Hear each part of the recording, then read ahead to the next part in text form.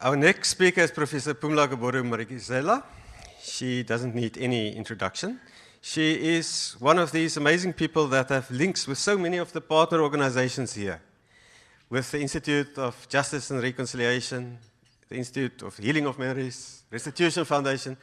Prof. Pumla, it's lovely to have you here.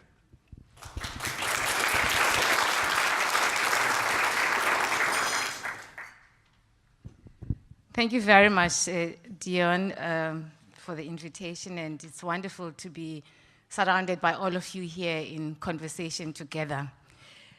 Every day when I go to Stellenbosch, or those days when I do drive to Stellenbosch, I take the R310. And the R310 is the road that drives along the coast from Muizenberg, Fischhoek, onto Muizenberg, connecting Stellenbosch. Just after leaving Muizenberg, you encounter the meaning of poverty in our country and the meaning of inequality in our country, and you are driving to Stellenbosch. So there is no way of escaping the vast and the deep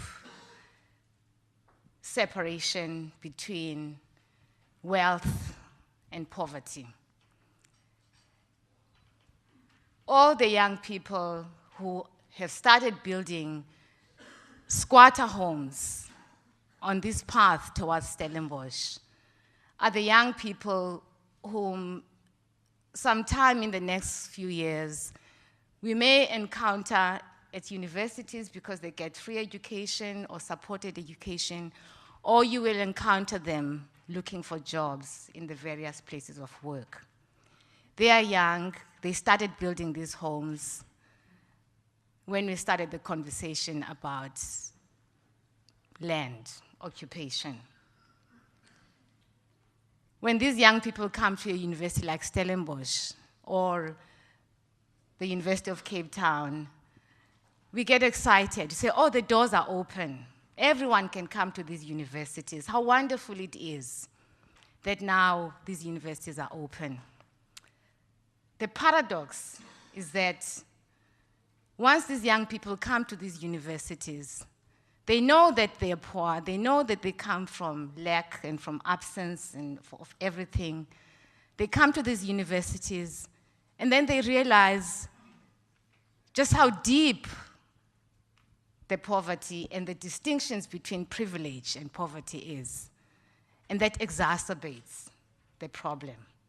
Because it's not that they didn't realize the poverty, but the awareness, the sharpness of the differences between who they are and where they come from, and these places that they are entering into brings a fresh awareness. We've seen and witnessed the consequences of that awareness from the 2015 protests into the 2016 Fees Must Fall protests. Now, looking around this room, you are all my generation. Whatever wealth you have, you are not the ones who are going to be responsible for these conversations, taking these conversations forward. It's your children. They are not here.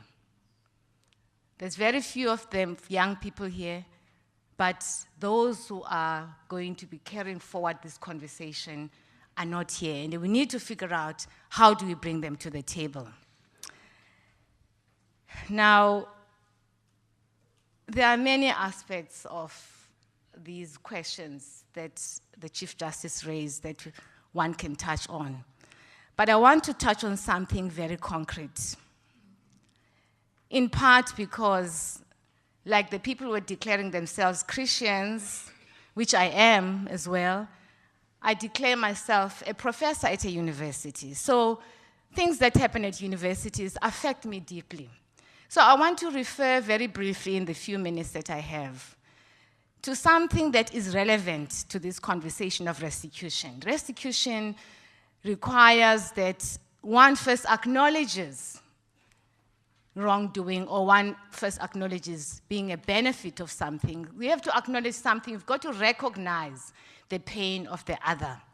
So these notions of recognition and acknowledgement and taking accountability, taking responsibility and accountability for these big questions of where we are going as a country, how we can improve lives of the majority of South Africans, they require honesty, integrity, that word of self-reflection.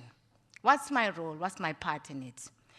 When I was at the Truth and Reconciliation Commission, Mary Burton and I, whom I saw, she's here, organized an event reflecting on reconciliation, or on the question, what does reconciliation mean? It was a very successful event. And at that event, and it was wonderful to be chairing these kinds of conversations. And at that event, one man told a story, which Father Michael has repeated many times, of the bicycle that was stolen, that is then found. And then it's returned, and the person says, sorry, here's your bicycle. And this man telling the story says, but, you know, yes, thank you for the bicycle, but, you know, they want restitution. You know, they confirm and they ask for forgiveness, but the person says, now I need, you know, the resources to get, you know, back what was lost from me. Now, the denial of that reality that you've got to give back, it's okay to apologize and to ask for forgiveness, but you've got to contribute, to give something. The starting point of that giving something is acknowledgement, apology, you know, and so on. We've just emerged as the academic community and as the society of Cape Town from the story of the suicide death of Bongani Mayosi. A wonderful man, person, human being who cared deeply about these issues. And for him, restitution was exactly what the Chief Justice was saying. It's doing something. It's going beyond just words. It's many of you know about this story. He did something. Now, along the story of the suicide death of Bongani Mayosi is the tragic story of how he lost the vibrancy of his life and became a depressed person. How that happened, we know, again, is the abuse, the dehumanization, and the utter name-calling of this person who went into the depths of the abyss of depression. There has been no acknowledgement, and these people that I'm talking about who are not here, are the same people who have to lead the way to show us what does it mean to acknowledge? What does it mean to be accountable for your actions? And the family is waiting to see, not just the family, the city, the country, because we lost. And these are the things that I think we should talk about. How do we speak to our young people so that these values, these very important values that will bring us to this place of talking about restitution, that all of the groundwork they need to model and act in an appropriate way so that the generations that come after know what the important things to do are in our society. Thank you.